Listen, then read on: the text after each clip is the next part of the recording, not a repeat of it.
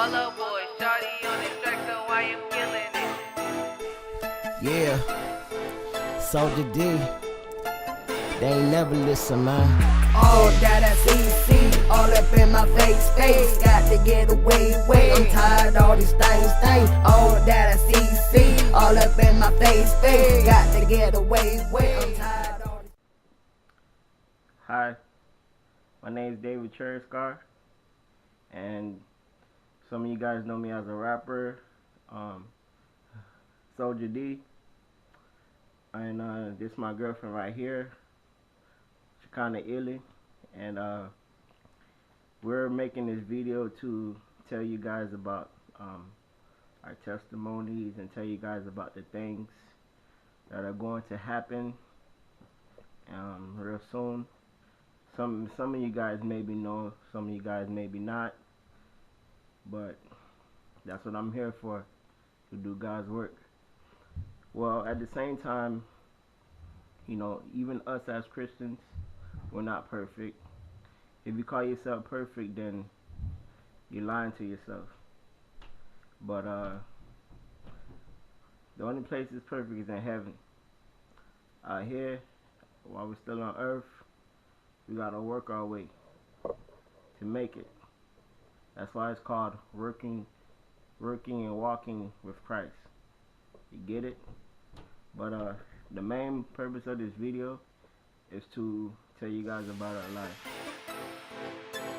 Follow boy, shawty on this track, so I am killing it. West Palm Beach, birthday November 4th, 1989. Me as a little boy, I went through a lot of things in life.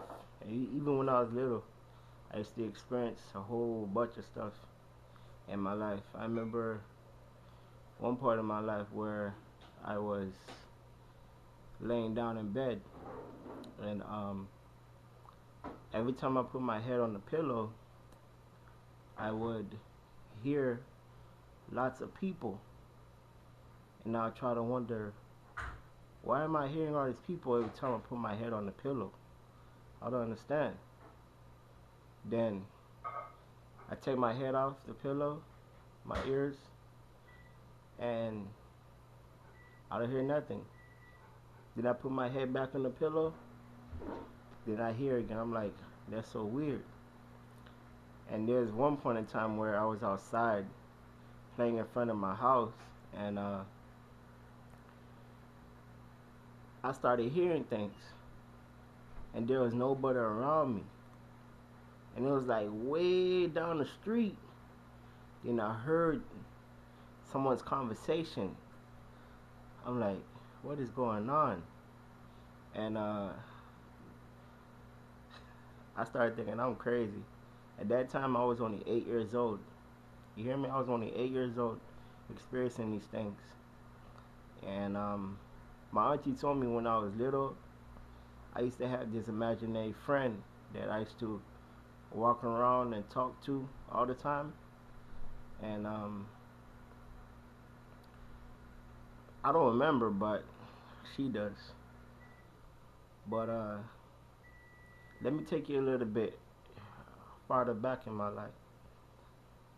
At the age of 3 years old, my mom died. And my mom, she died from witchcraft. And when she died, I was in the bed with her. I was sleeping right next to her when she died. And then I woke up and I started to shake her and shake her. Mom, mom, mom. I don't hear nobody. Nobody at all. So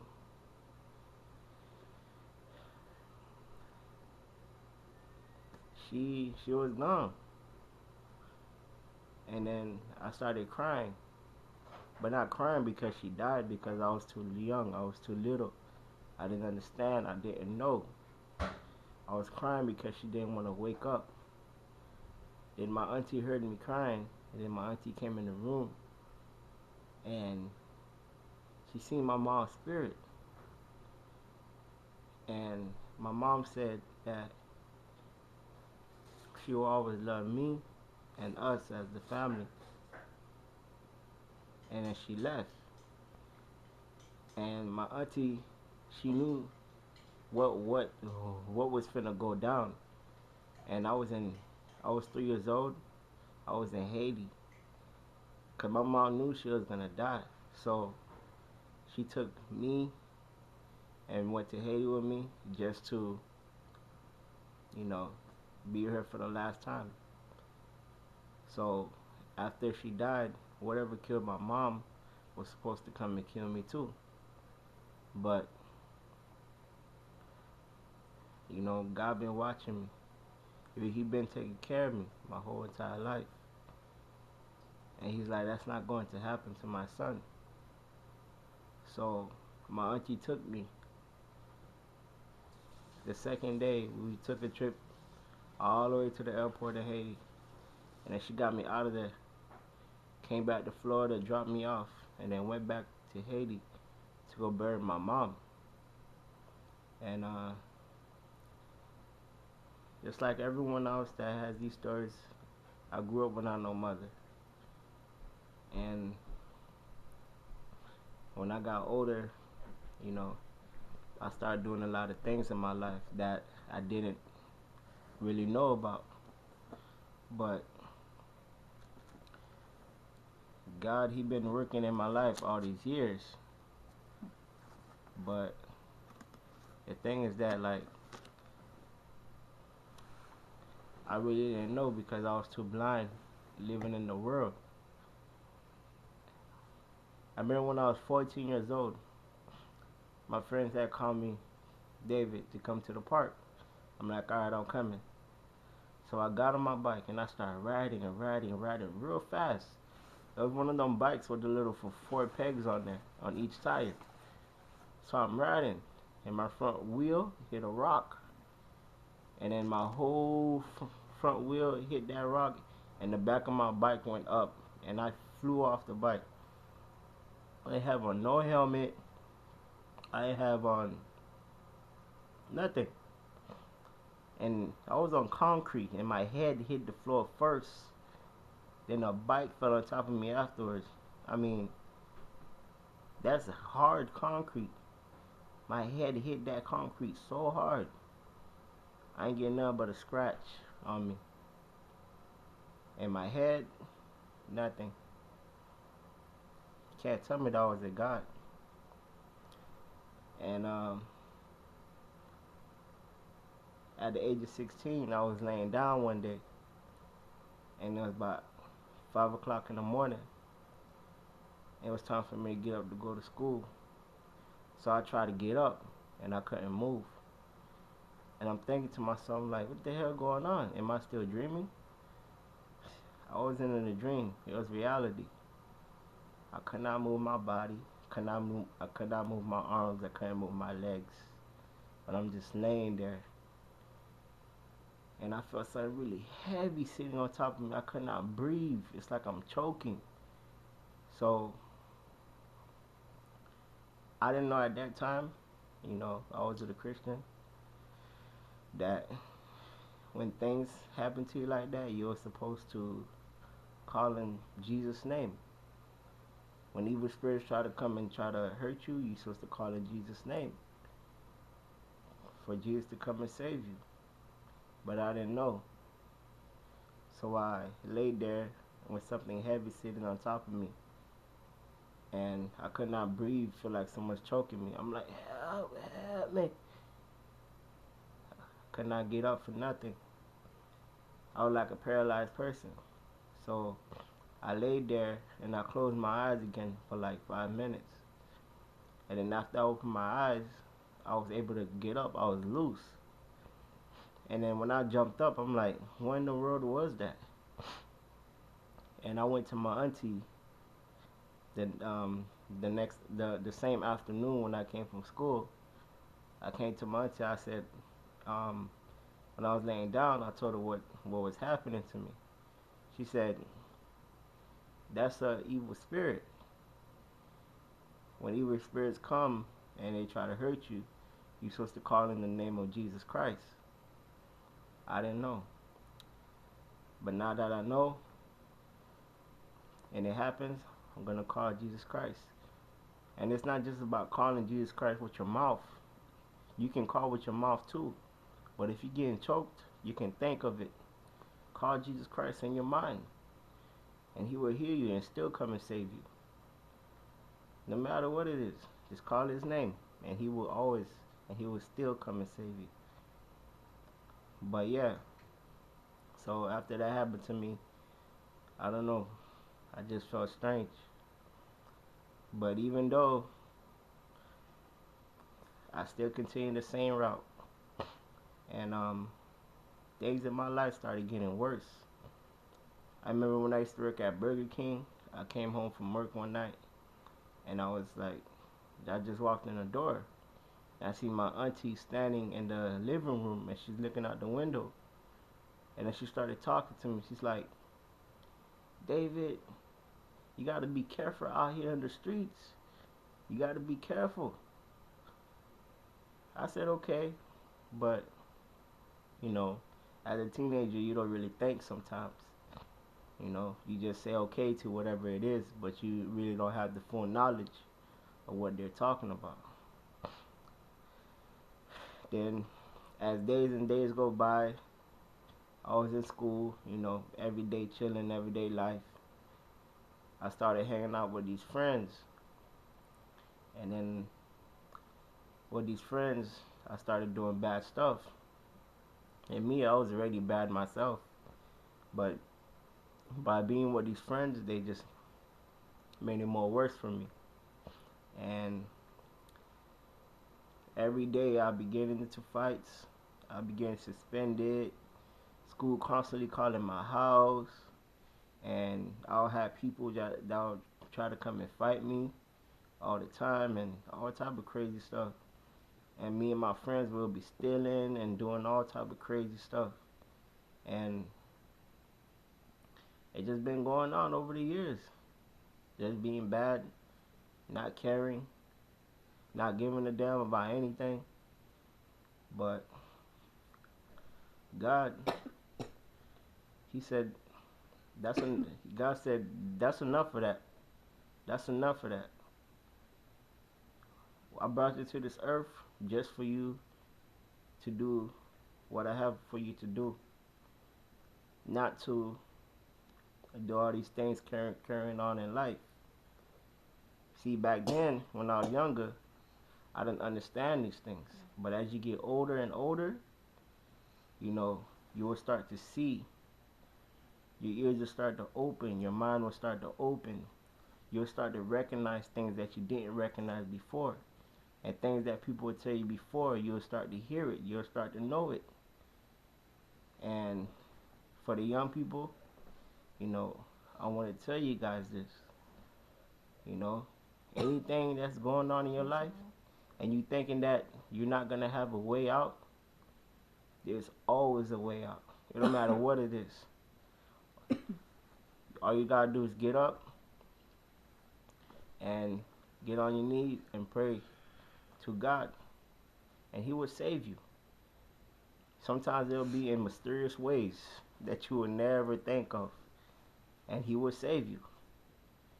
But I want you guys to know that, because there's millions and thousands of young people that's going through the same things, and God wants to save our young people. God wants to save our churches. God wants to take our people out of the box. We're not going by religion, because a lot of people these days, they are trapped in religion. He's trying to take us out of that, out of the box, to do his will the way that we're supposed to. He gave us a life to live with free will. But at the same time, the more we seek him, the more we get closer to him, the more we will know things, the more we will see things, the more we will acknowledge things, and the more we'll be able to do his work easy, and the more blessings you will have in life just by being next to him. Because my life, oh my God, it's crazy. But let me get back to my story. Um, After that, when I turned 18 years old, I graduated from high school. And I was laying down one day, and my dad, he busted in my room, started going all crazy. I'm like, what in the hell? What's wrong with him? And telling me to get out the house, get out the house, get out the house. I'm like, what? I'm like, all right. So I took all my stuff. Lucky for me, I had a little car at the time. Put everything in the trunk, and I had nowhere to go. And I'm just driving. And I parked in this Pizza Hut parking lot place. And I just sat there like, is this really happening? Is this really going on? And I'm thinking in my mind like, this is crazy, yo. So I was eventually homeless for 6 months, and I seen a lot of things. You know, I had nowhere to take a shower, food to eat. So who else you think I had? I had God, and He showed me ways to survive on the streets, not by selling drugs, not by robbing people, not by doing any crazy thing. Just a natural way of surviving. You can survive on this earth without all these things. And God showed me a way to. So while I was on the streets, every night I would sleep in my car. At nighttime, I go take a shower and pools. I would have soap. I would have a toothbrush to brush my teeth. And I was looking clean all the time. You would never know if I was on the streets unless I told you. And it's crazy.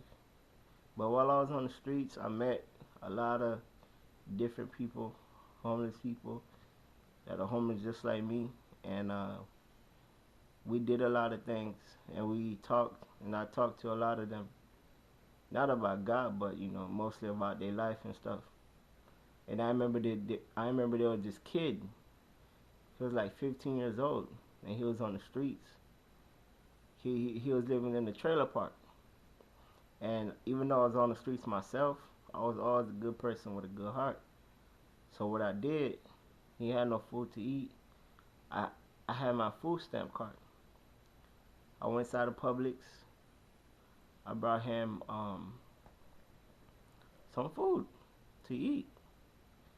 And he was happy. He had a big smile on his face. He said that he wanted to go back to school and do all these things. I asked him, what's stopping you? There's nothing that's stopping you. There's nobody that's stopping you but yourself. And he looked at me, and he's like, you're right. And that was the last time I seen him. That was the first day and last day that I seen him. Maybe he went back to school, who knows? Only God knows everybody's moves. Only God knows every way that He's directing different people on this earth in life. And another time, while I was still on the streets, I was sitting down one day on the stairs, and I was crying because, even though being on the streets is rough, I was sitting on the stairs crying, like, God make a way for me. And there was this guy, he was sitting right across from me, and he called me, he like, David. I'm like, what in the world? And I came up to him. I'm like, what's up? He's like, what's up? He's like, my girl told me that you would be sitting right there where you are. I'm like, really? He's like, yeah. I'm like, all right. So he invited me inside his house, and he brought me into this little room where his girl was. At first, when I got in there, I'm like, this is kind of crazy. But I got in the room and his girl was sitting down on the bed, and she had a Bible in her hand, and she said that I had a dream about you, and she said that King David, you know, he was a very rich man. He was one of the men who fought a lot of battles. He was one of the men who took out a giant. And he was one of the men who everybody kind of disliked. But God chose him out of all the people that was prepared for God. But God chose him, the last boy in the field. That wasn't prepared, nothing. Out of all the big people, out of all the people that was ready, God chose him.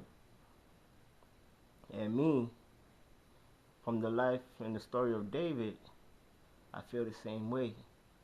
I feel that I lived this life, but only in this future, only in this generation. And she prayed with me. And he let me stay at his house because I was on the streets. And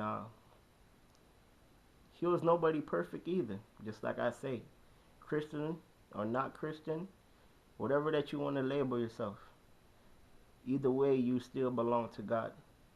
And he was not a Christian, not even a little bit. He was a drug dealer. And he helped me. I didn't go sell drugs, I didn't do nothing. And God saved all of us. Because in the meantime, while I was staying with him, every night when people would come to the house to buy drugs, I'd be paranoid because I was thinking, damn, what if the police come in here? Even though you're not doing it, you're still in there. You're still associated. You know what's going on. So every night I'd be paranoid. But one morning I got up to go to work, and he left. The girl that read to me, she got up to go to work, and then I left the house. Like 3 seconds after I left the house, the police come swarming the house. Everyone else that was there at the house got arrested. And I see all these cops, then I walk back and I'm looking. I'm standing by the bushes, I'm looking. I'm like, damn, I could have been right there with them. God took me out of that house.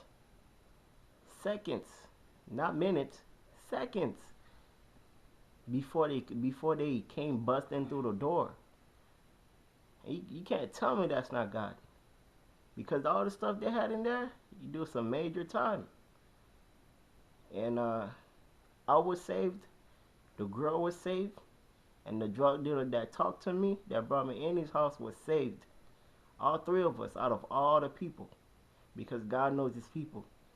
Either way, you perfect or not. Either you did this or you didn't do this, or you trying to be this or you try to that. It don't matter what you is.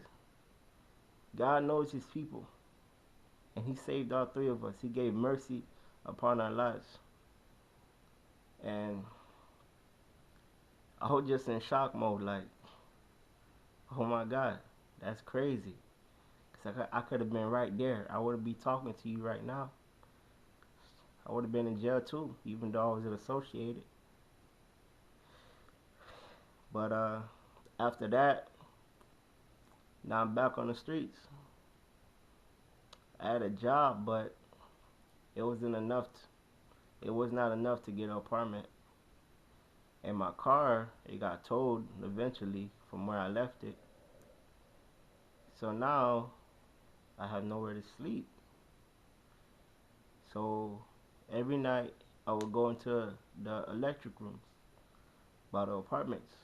I put a pull chair in there, and I would lay in there every night, and every morning I would get out before the landlord and people come to the apartments. And I'll walk around the whole day. I'll be looking for different jobs, looking for different opportunities to try to better my life. And I'm a rapper. You know, I always liked the music, so I was still doing music even though through all these things that have been going on. So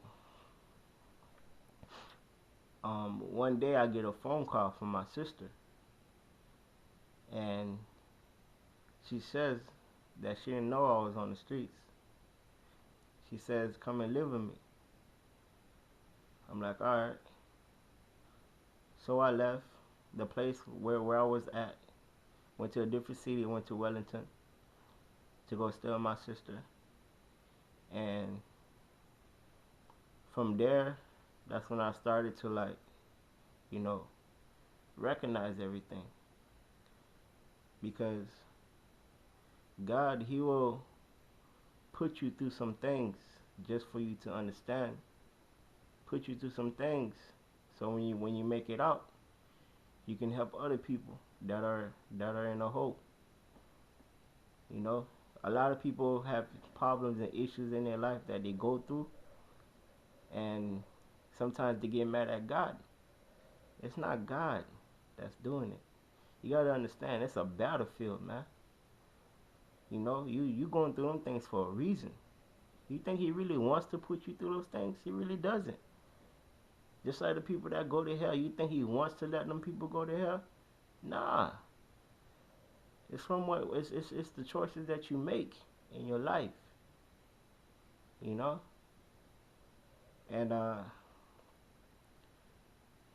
thing is that when I made it out of there, I wanted to go live with my sister. You know, it was at top notch and everything, but still I had some place to lay my head. I was grateful. I was straight. And stayed with her for like 2 years. And after I left, I went and got my own place. So now I'm at my own place, and I met this girl, and I liked her a lot. She liked me a lot. She wanted the same thing I wanted, and we were supposed to get married and things like that. And we made the arrangements and everything, and bought the rings and all type of stuff. You know, it was supposed to go down. And I tried getting her pregnant a few times, and she had 3 miscarriages. And I'm not gonna lie. I mean, those were some of the best times in my life. I had my own place. I had 2 cars, not one but 2 cars. I had a real good job, getting paid like $900 every week. And I had another second job on the side, so that was more money. And I had a girl that wanted the same things I wanted. So life was pretty much cool from there. Every day we would have fun. Sometimes we'll go out to places and things like that. And felt like a rich dude. And I kind of let life carry me away a little bit. I got carried away. And God is like, God came to me and He was like, don't let that fool you, the life that you're living right now. Because, you know, just because things may look good in a certain way, sometimes it's not what you think it is, not really what it is. That picture you see, sometimes that's not really what it is. And things started to get rocky. You know how they say you can have a pretty woman, but she could be pretty, beautiful, but inside of her, she's evil as hell. When I mean evil like she just wearing a disguise over. And that's the same way that Lucifer is. That's the same way the devil is. You know, he was one of the biggest angels in heaven. He's one of the angels that's in charge of music and all type of stuff. And he tried to go against God. And he's like, God, like, I'm not having that. So he kicked him out of heaven. And don't forget, he was the angel of light. Just like in the last days, just like in Revelations, you know, when they say there will be a man that appears that as good, you know, doing all these tricks, don't fall for that. Don't fall for that, because it's clearly in Revelations. You'll find it out if you read it. And the thing is that the girl I was with, life was all good. It was all gravy and stuff, until things started getting rocky, you know.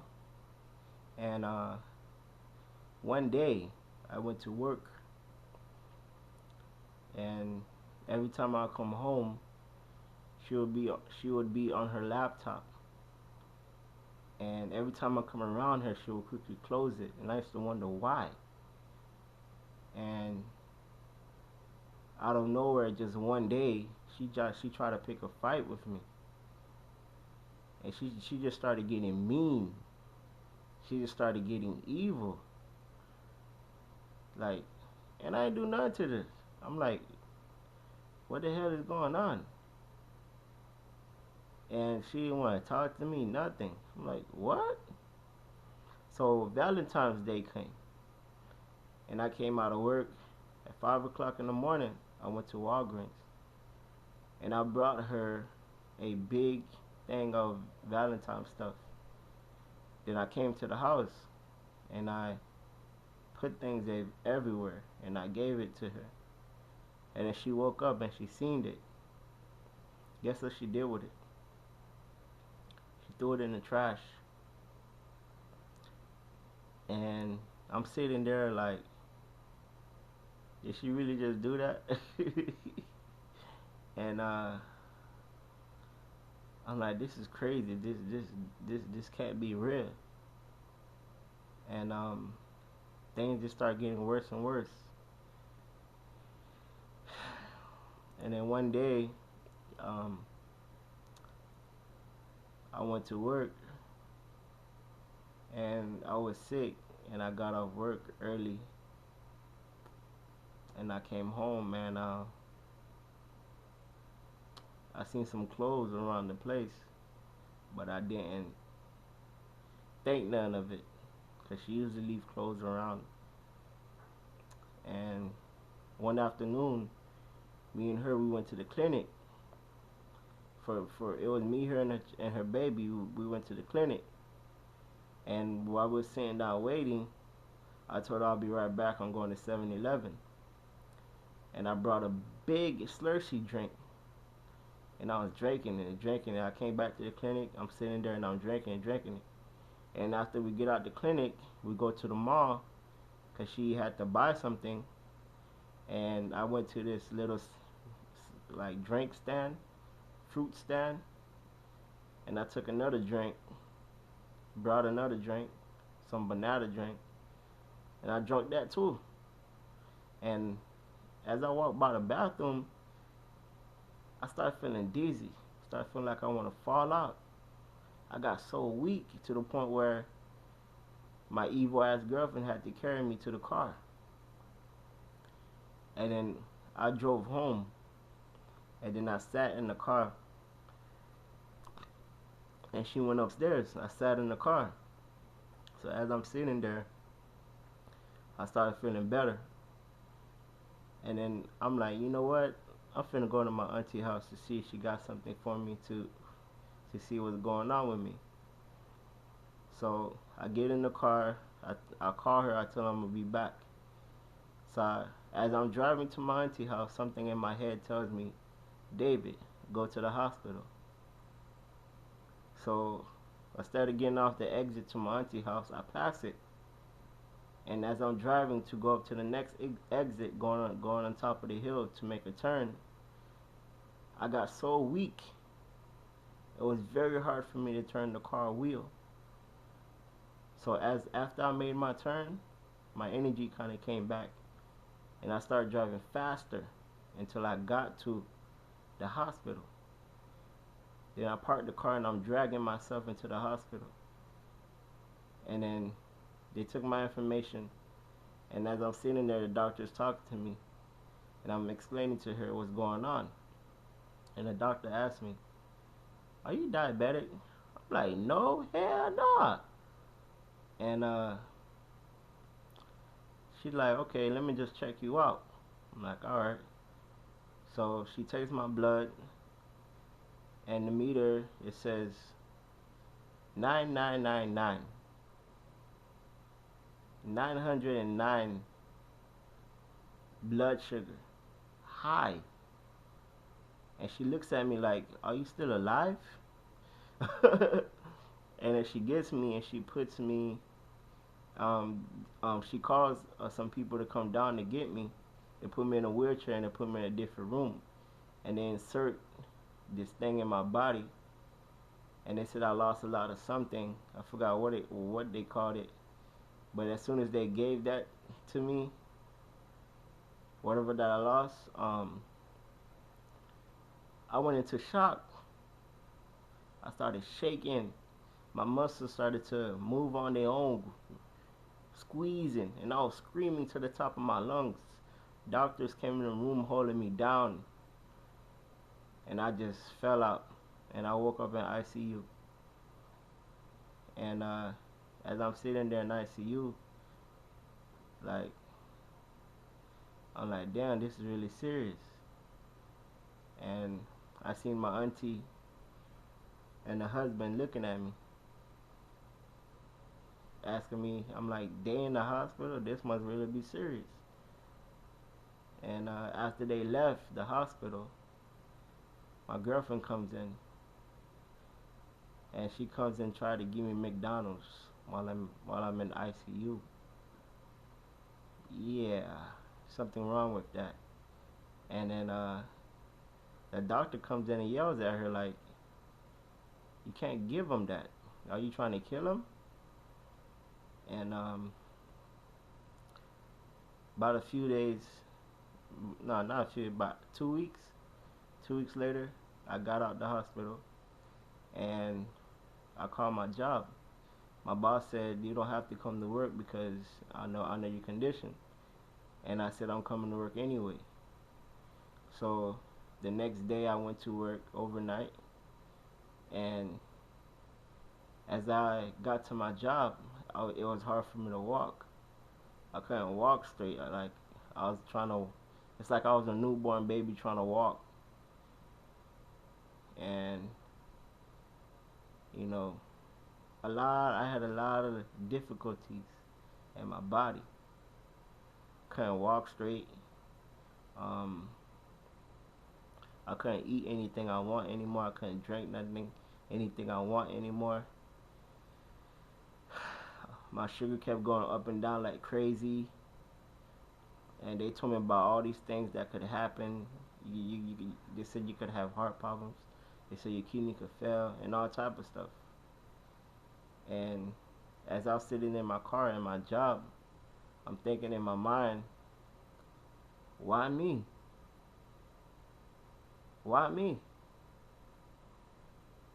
And God only did that to take me out of the situation I was in. Because eventually, when I got sick, the girl I was with, she started pushing. She started leaving me. God was trying to show me, she's not the one for you. And he had to do that just to show me. And then one day he really showed me when I came home and I found her cheating. And put some clothes in bags and I left the house. And I went to go stay with my cousin. And about a few months of staying with my cousin, now I'm right back in square one. No job, back on the streets. So now I'm thinking in my mind, what do I do? What do I do?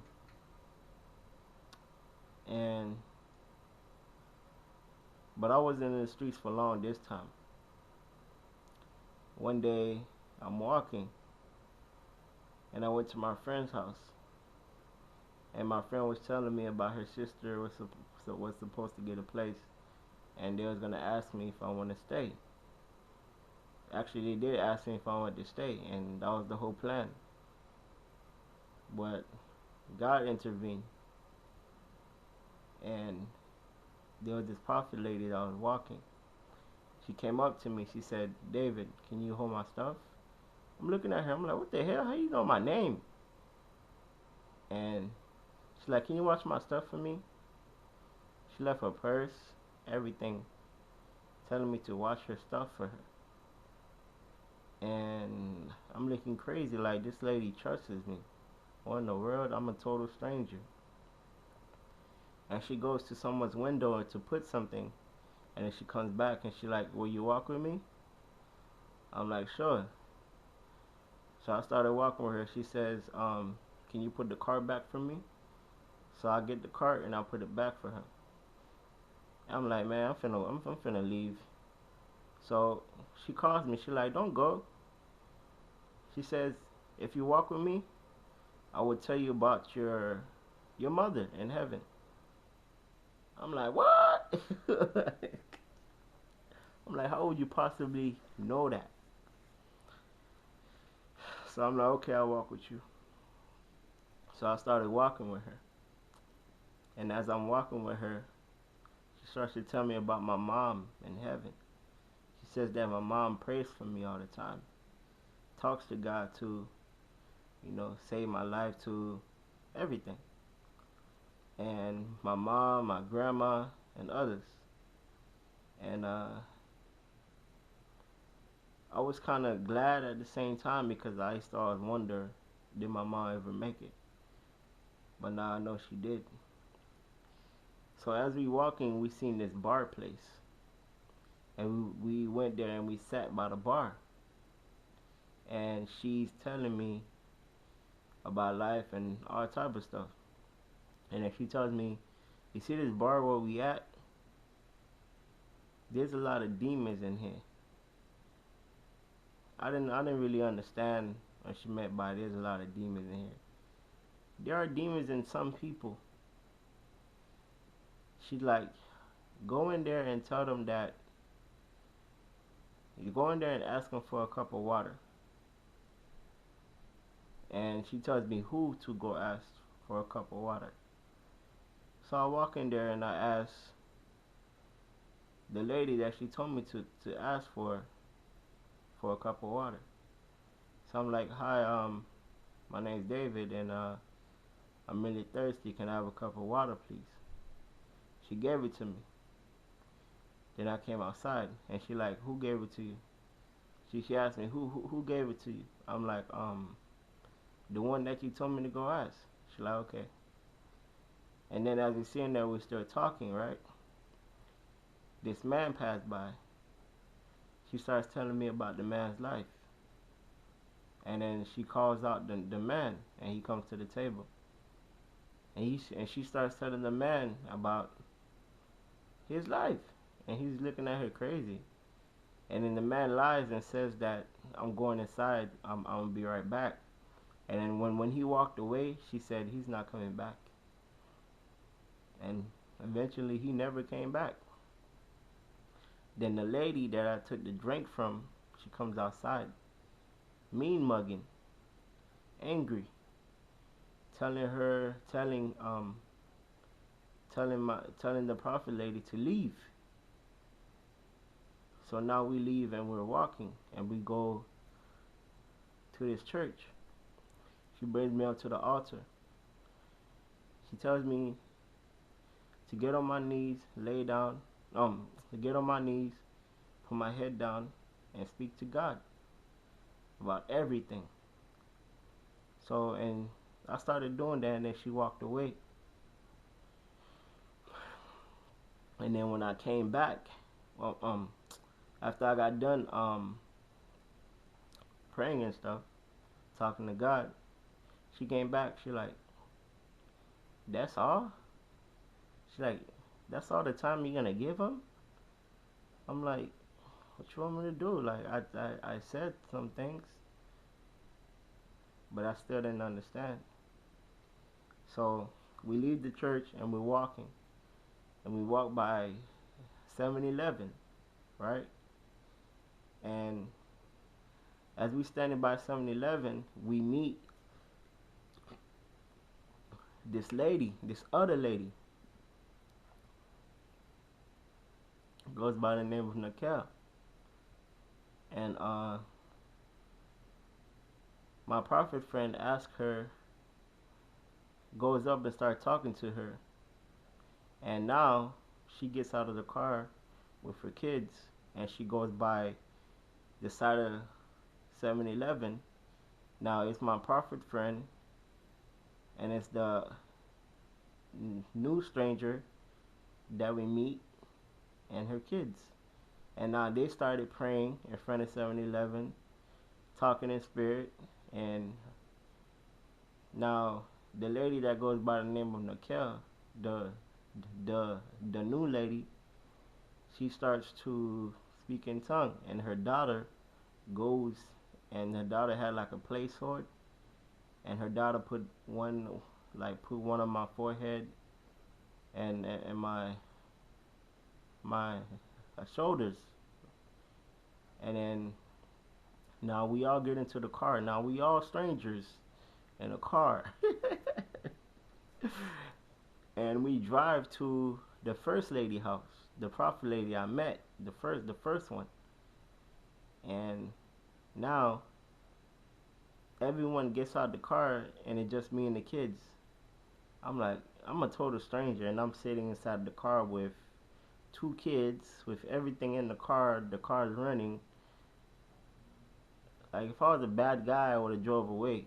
But I'm not a bad guy. I don't do things like that. So I sat there just waiting. And her daughter's talking to me. Her little boy's talking to me. And if they really comfortable in me for someone that they don't even know. Then Nikel comes back outside. And she starts to... She tells all of us to get out the car. And I'm standing by this tree. And I start talking to her. And she starts to tell me all these things about my life and my future and my wife and what I'm going to do in the future. And telling me all the things that God wants me to do and all the blessings that God is going to give me. And I listened. And that same night, my friends kept calling me, and I told them I was with somebody. I'm gonna come to you guys' house. Just wait for me. Then 2 hours passed by. I finally came to my friend's house, and I came with Nikel. The other prophet lady stayed home. I came with Nikel and her kids. And when my friends came out their house, Nikel asked, do you guys want to come and go to like Popeyes or something? And everyone's like, yeah. So now it's me, my 2 friends, Nikel and her kids. We all get in the car, right? And we drive all the way to Deerfield Beach. We get some food and then we go to McDonald's parking lot. We standing outside of the car talking and everything. And it was on October 31st, 2013. And we all outside in the parking lot talking and stuff.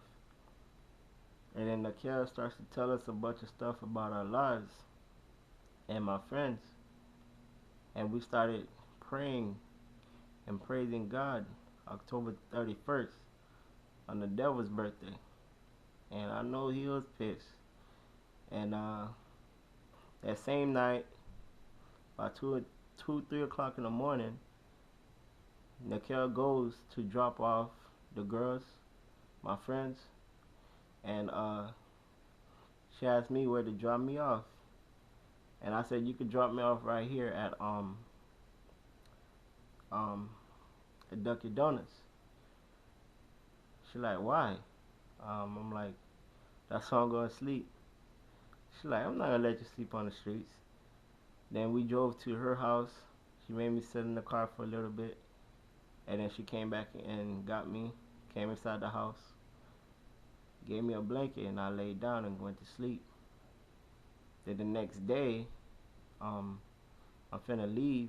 They called me, she called me into a room. And when it was her and this other guy. And we all sat on the floor. And he had a Bible in his hand. And he started telling me some things. And then we all prayed. And before you know it,